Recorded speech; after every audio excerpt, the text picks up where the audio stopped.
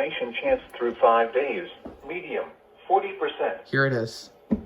This is a child abduction alert issued by the Texas Amber Alert Network. The Beeville Police Department is searching for Jeremiah Thomas, black, male, 9 years old, Dobb, January 11th, 2011. 4 feet 6 inches, 65 pounds, black hair, brown eyes.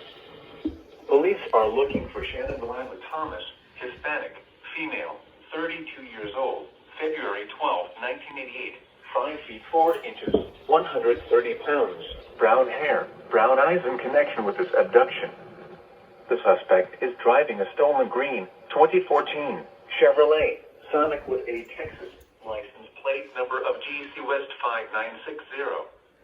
The suspect was last heard from in Beeville, Texas. Law enforcement officials believe this child to be in grave or immediate danger.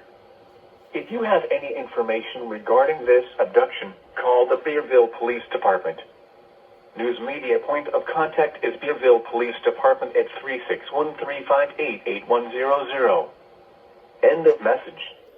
End of The message. current time is 3:20 p.m. Central Standard Time.